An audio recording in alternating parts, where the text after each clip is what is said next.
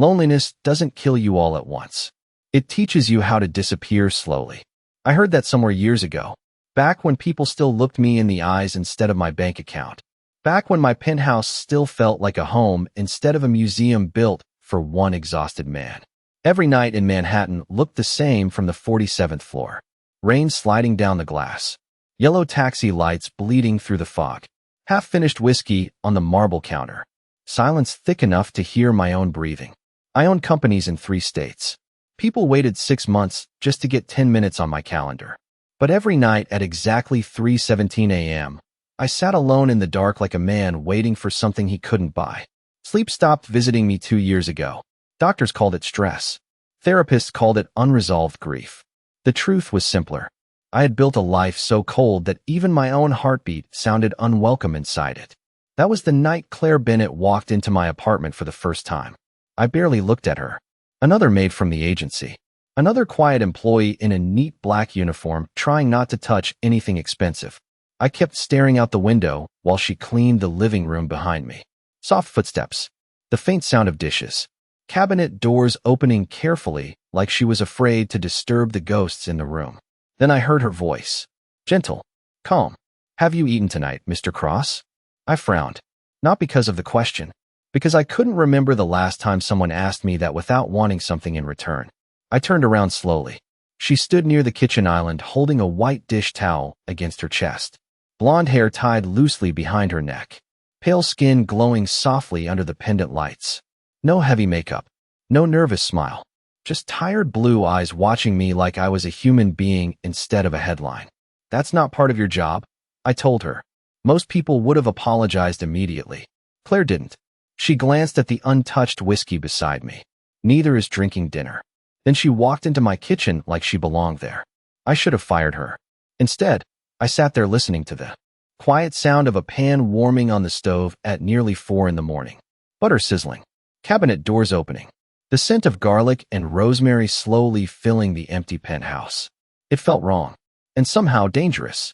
20 minutes later, she placed a warm plate in front of me without saying anything else. Simple food. Grilled chicken. Potatoes. Green beans with sea salt. Normal food. Human food. Not the expensive catered meals that usually rotted untouched in my refrigerator. You don't have to stay, I muttered.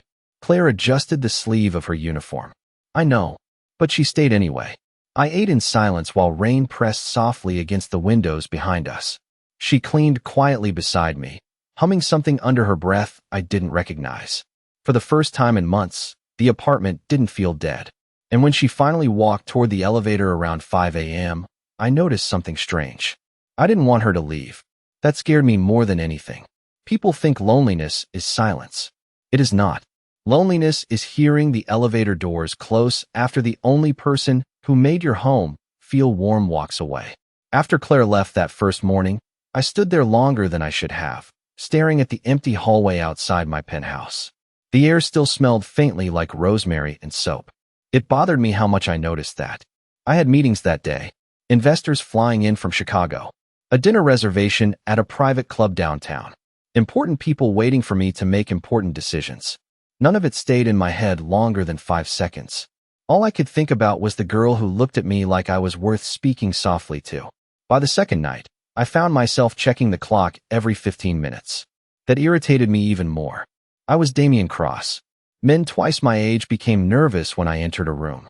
Entire companies shifted direction because of a single sentence from me. Yet somehow, a quiet 24-year-old maid had disrupted my entire routine just by asking if I had eaten dinner. At exactly 11:40 p.m., the elevator opened. Claire stepped out wearing the same dark uniform and white sneakers. Her blonde hair was slightly damp from the rain outside. She carried a small umbrella tucked under one arm. "Good evening, Mr. Cross," she said softly. I nodded once, pretending I had not spent the last hour waiting for that sound. She moved through the penthouse carefully, dusting shelves and organizing papers on the kitchen island while jazz played quietly through the speakers overhead. I tried reading financial reports. I reread the same sentence 6 times. My attention kept drifting toward her. Not because she was loud, because she was not. Claire had a strange calmness about her, like she carried silence differently from other people. Most people feared quiet rooms. She made them feel safe. Around 2 a.m., she walked toward the floor-to-ceiling windows overlooking Manhattan. "The city looks beautiful tonight," she whispered. I almost laughed. Beautiful was not the word I would have used. Expensive, maybe. Cold. Exhausted. But not beautiful. Claire rested one hand lightly against the glass. Taxi lights reflected in her blue eyes. "Do you ever stop working?" she asked without turning around. "That is how people stay successful." She glanced back at me gently. "Or how they forget how to live." Nobody talked to me like that. Nobody dared. Yet somehow, when she said it, it did not sound insulting. It sounded sad. Around 3 a.m., I noticed her coughing quietly near the kitchen sink. Just once. Barely noticeable. She quickly reached for a glass of water like she hoped I had not heard it. "Are you sick?" I asked. Claire shook her head too fast. "Just tired." Something about the way she avoided my eyes stayed with me. Later that night, while she folded a blanket over the couch, she paused. "You should try sleeping before sunrise tonight." "Why?" I asked. She gave me the smallest smile. "Because your eyes look lonely." I do not remember the last person who noticed that. Maybe nobody ever had. When she finally left near dawn, the penthouse became unbearably quiet again. I stood by the windows watching her small figure disappear into the rain nearly 50 floors below. And for the first time in years, I realized something terrifying. I was already starting to need her. The strange thing about emotional dependence is that it never arrives loudly. It slips into your life quietly, like rain soaking through expensive fabric before you realize you are freezing. 2 weeks after Claire started working nights at my penthouse, I stopped pretending her presence did not matter. My insomnia had not disappeared, but it changed. Before her, sleepless nights felt violent, endless, like drowning underwater while staring at the ceiling. But now, the moment I heard the elevator doors open each night, my chest loosened in ways I could not explain. Claire never asked for attention. That was what made her impossible to ignore. Some nights, she cleaned the bookshelves while soft piano music drifted through the apartment. Other nights, she quietly folded laundry while New York glowed outside the windows like a restless ocean of gold and smoke. She moved through silence naturally, like she understood it, like she had lived with it longer than I had. One Thursday night, I came home after a 16-hour workday to find fresh soup simmering on the stove. Tomato basil. The smell filled the penthouse before I even loosened my tie. I stopped near the kitchen entrance. "What is this?" Claire looked up from the counter, slightly startled. "You skipped lunch again," she said softly.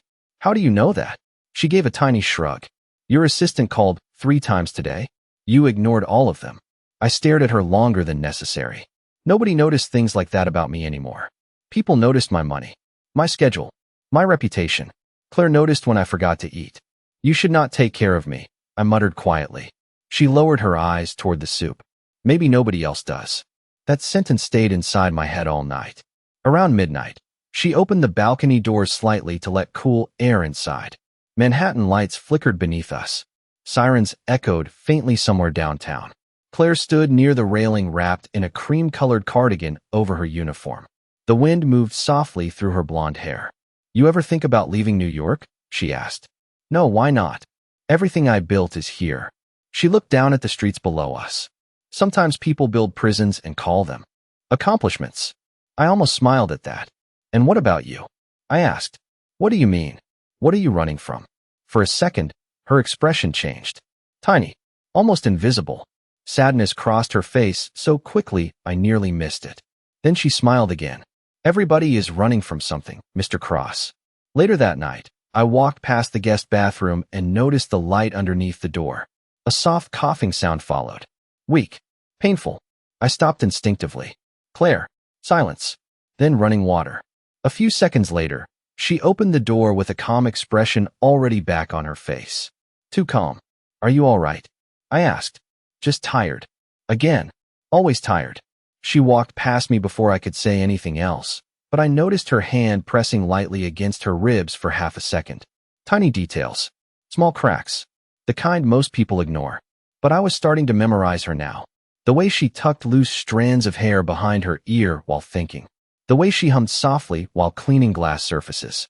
The way exhaustion shadowed her eyes more each night she stayed here.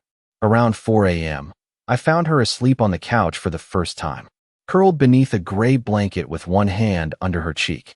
The television flickered silently across her face while rain tapped softly against the windows. She looked peaceful, fragile, human, and something inside me shifted painfully when I realized I did not want to wake her up. I just wanted to sit there and make sure nothing in this world hurt her while she slept. There are moments when your body remembers pain before your mind does. Mine always arrived around dawn. Tight chest, short breaths, the feeling that the walls were moving closer even inside a 10,000 square foot penthouse overlooking Manhattan. I had hidden it from everyone for years. Investors, friends, women who claimed they loved me. Panic looked weak on powerful men. So I learned how to bury it beneath expensive suits and cold expressions. But some nights, the darkness still found me anyway. That night started normally. Claire was organizing books in the living room, while soft rain traced silver lines down the windows. The city below looked blurred and distant under the storm clouds. I sat in my office pretending to review contracts while my pulse slowly began climbing for no reason at all. It always started small. A little pressure in my chest, then heat behind my ribs, then the terrifying certainty that something inside me was about to break. I loosened my tie and stood up too fast. The room tilted slightly. My breathing shortened. Not again. Not tonight. I gripped the edge of my desk hard enough for my knuckles to ache. Mr. Cross. Claire's voice came softly from the doorway. I did not answer. Sweat gathered against the back of my neck despite the cold air conditioning. My heartbeat slammed harder. Faster. Like a fist against locked glass. Damien, she asked quietly this time. Nobody called me that anymore. Hearing my first name almost hurt. I am fine, I forced out. A lie. A terrible one. My vision blurred around the edges. Suddenly the office felt too small. The walls too close. I stumbled backward slightly, and before I could hide it, Claire crossed the room quickly and caught my arm. Hey, she whispered gently. Look at me. I could not. Panic never lets you focus on faces. It only feeds you fear until your own body feels dangerous. Breathe slowly, she said. You are okay. I shook my head immediately. No, my voice sounded unfamiliar. Weak. Broken. Embarrassing. I cannot. She stepped closer without hesitation. One hand still holding my wrist while the other rested lightly against my chest. Calm. Steady. Warm. Yes, you can, she whispered. Stay with me. The storm outside cracked softly across the skyline. Thunder rolled somewhere over the Hudson River while the city lights flickered against the office windows. Claire guided me carefully down onto the leather couch near the bookshelf. I hated that she was seeing me like this. Hated how powerless I looked. But she never once looked uncomfortable or disappointed. She sat beside me quietly while my breathing slowly fought its way back under control. You do not have to be ashamed, she said after a long silence. I laughed bitterly under my breath. Men like me are not supposed to fall apart. Claire looked down at her hands. For a moment before speaking again. Maybe men like you were never allowed to be human. That sentence hit harder than the panic itself. I stared at her in silence. Rainwater shimmered against the glass behind her like liquid silver. Her eyes looked tired again tonight. Too tired. Who takes care of you? I asked quietly before I could stop myself. Claire smiled faintly. Sadness touched the corners of it. Nobody. The room went silent after that. Just thunder, rain, breathing. Then, without thinking, I reached for her hand. She froze slightly when my fingers touched hers. Soft skin, cold fingertips. But she did not pull away. She sat there beside me in the dark office while the storm swallowed Manhattan outside. And for the first time in years, I realized something terrifying. I trusted her more than anyone else in my life. After that night in my office, something between us changed quietly. Not suddenly, not dramatically, just enough for me to notice the silence differently when she was near. Claire stopped calling me Mr. Cross after the panic attack. The first time she simply said Damien without hesitation, I realized how lonely titles really are. They create distance, walls, and for the first time in years, I found myself wanting someone closer instead of farther away. A week later, New York was drowning under another cold spring storm.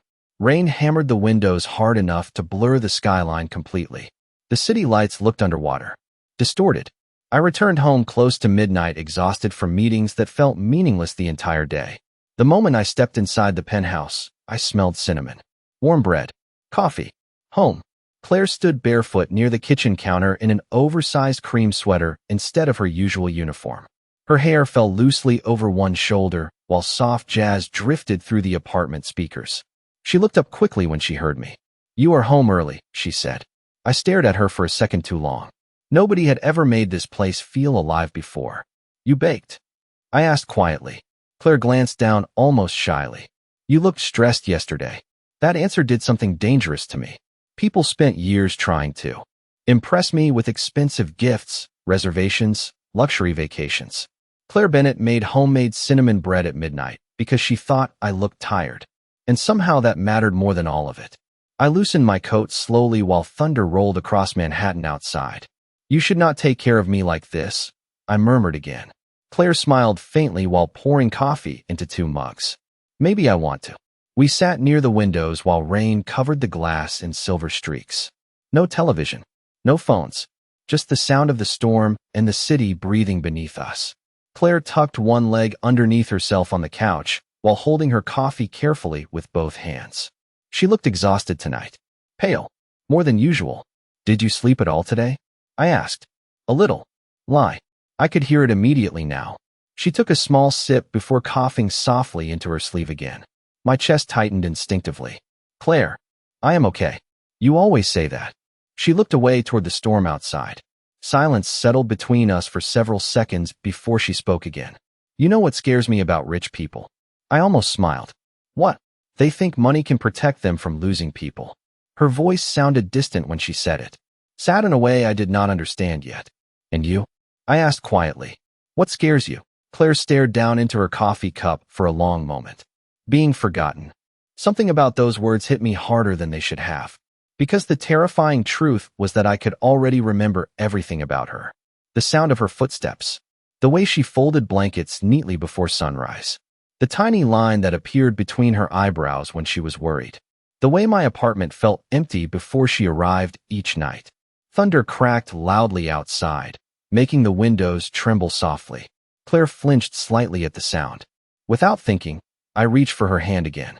This time she did not freeze. Her fingers slipped naturally between mine like they already belonged there. Warm, soft, real. We sat like that quietly while rain flooded the city beneath us. And for the first time in years, I felt calm. Not powerful, not successful, just calm. Claire slowly rested her head against my shoulder sometime after 2 a.m. I could feel how tired she was by the weight of her breathing alone. Neither of us spoke. We did not need to. Then softly, almost like she was afraid of the answer, she whispered, "What happens when I cannot stay here anymore?" My heart tightened immediately. I turned toward her slowly. "Do not say things like that." Claire looked up at me with eyes full of something fragile I could not name. Outside, Manhattan disappeared beneath the storm completely. And that was the first night I realized I was no longer afraid of being alone.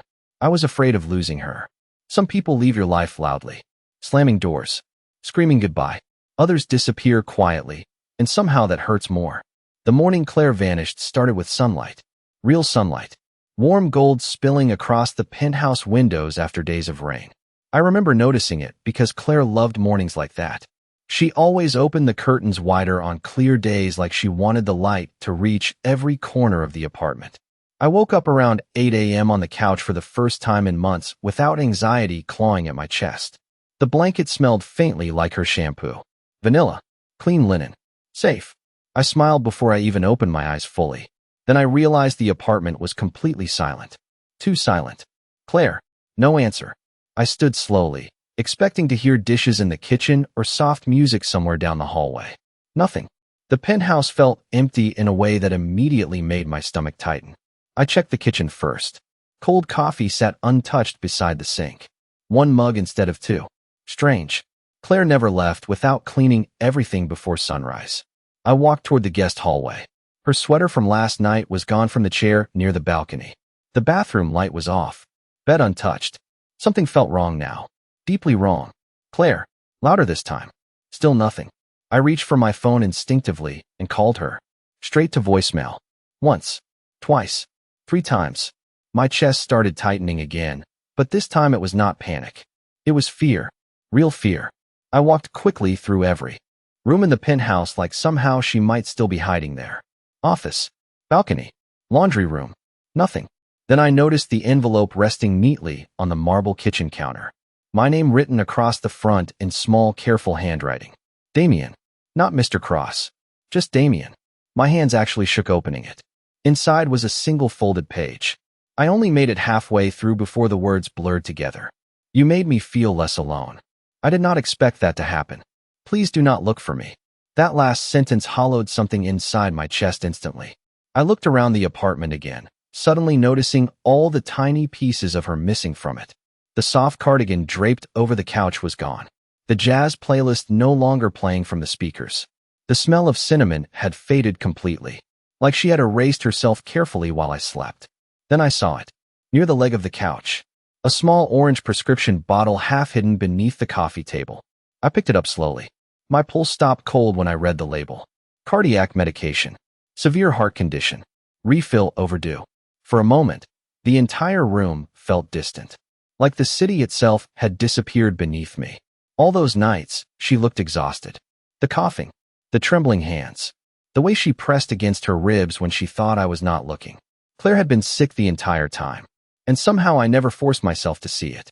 I lowered myself slowly onto the couch she used to sleep on and stared at the bottle in my hand, while morning light flooded the empty penthouse around me. Billion-dollar deals. Private jets. Buildings with my name on them. None of it meant anything in that moment, because the one person who made this place feel alive was gone. And for the first time in years, the silence inside my home no longer felt empty. It felt like punishment. Grief changes the temperature of a room.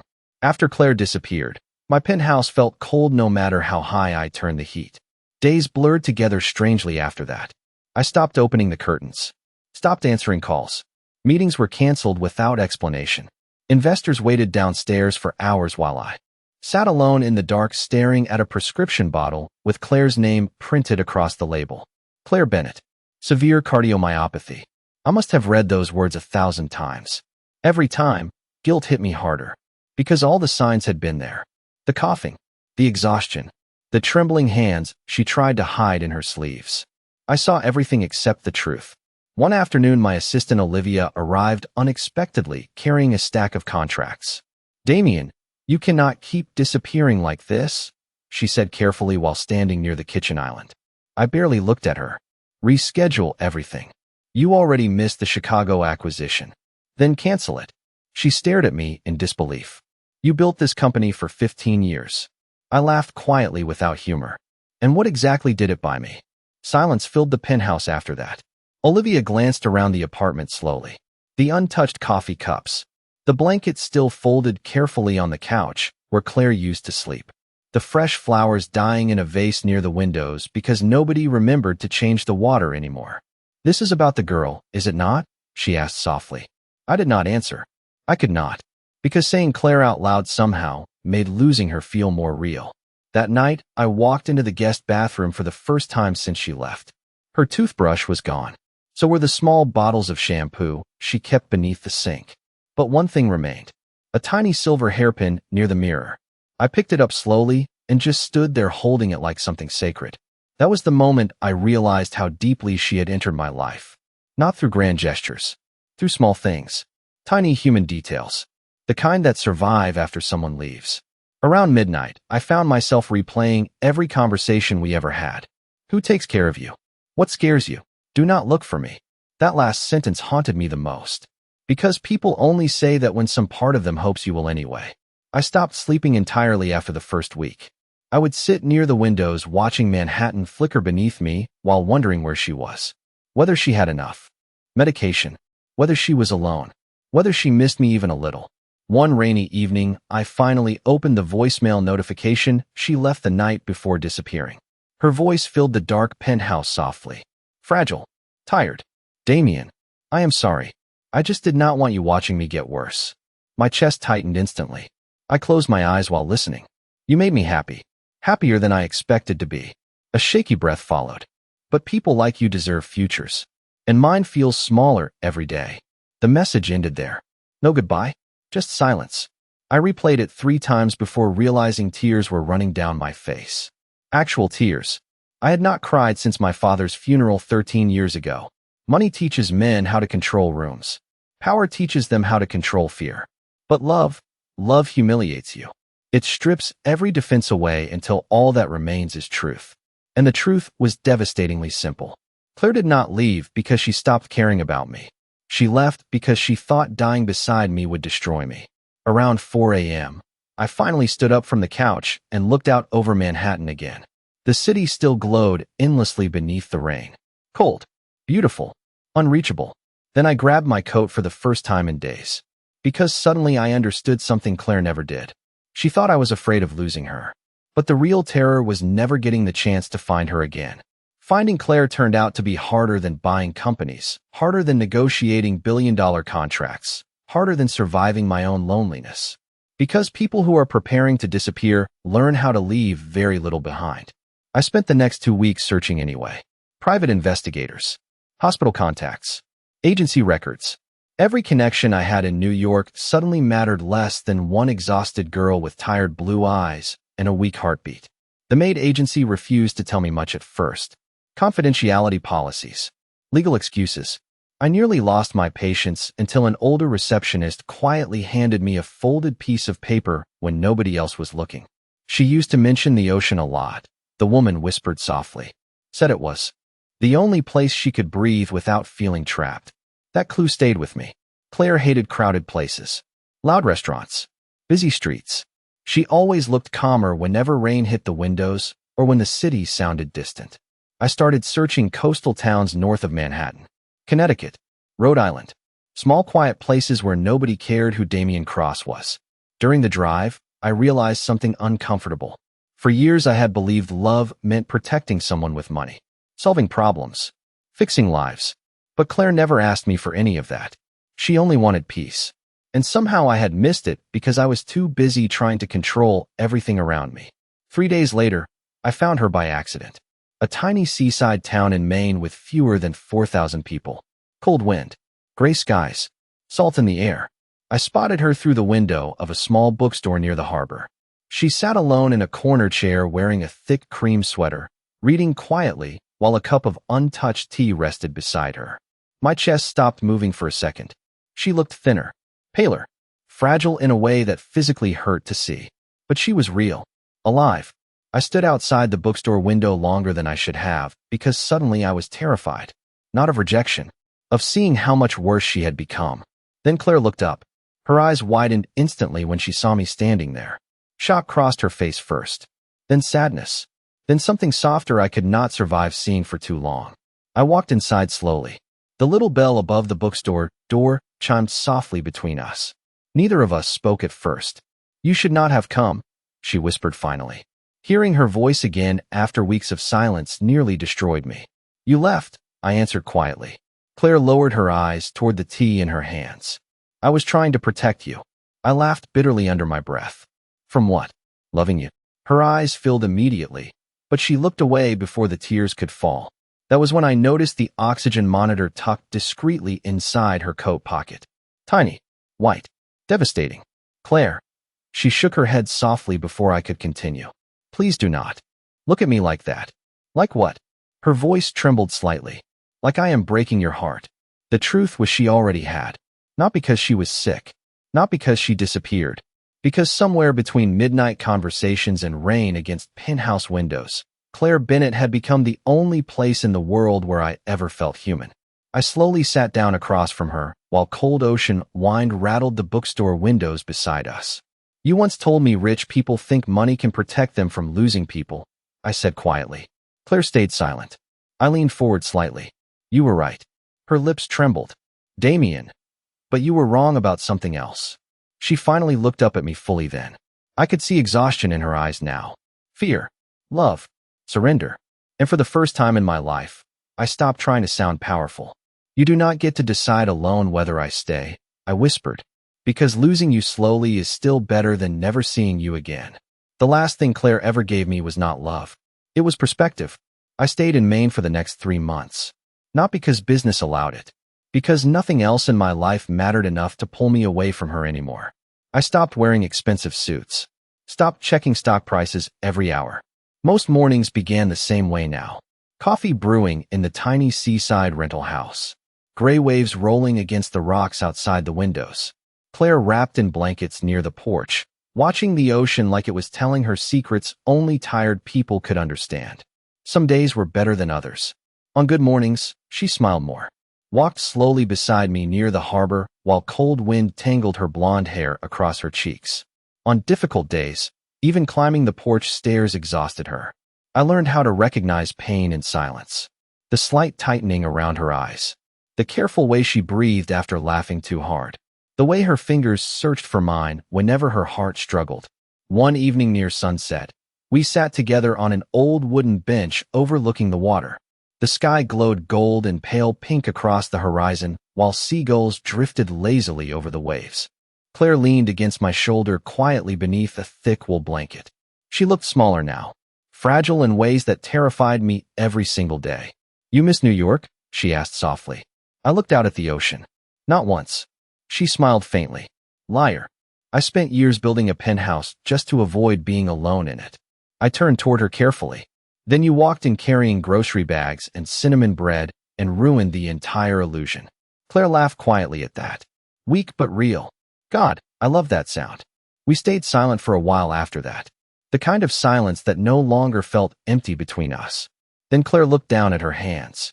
"I used to think being loved by someone powerful would feel intimidating," she whispered. "But with you," her voice trailed off gently. "With me what?" She looked up slowly. Her blue eyes shimmered under the fading sunlight. "You made me feel safe." Nobody had ever said that to me before. Not truly. My entire life people feared me, respected me, wanted things from me. But Claire Bennett looked at me like I was simply a man worth coming home to. And somehow that meant more than every achievement attached to my name. The wind grew colder as evening settled over the shoreline. I carefully wrapped the blanket tighter around her shoulders.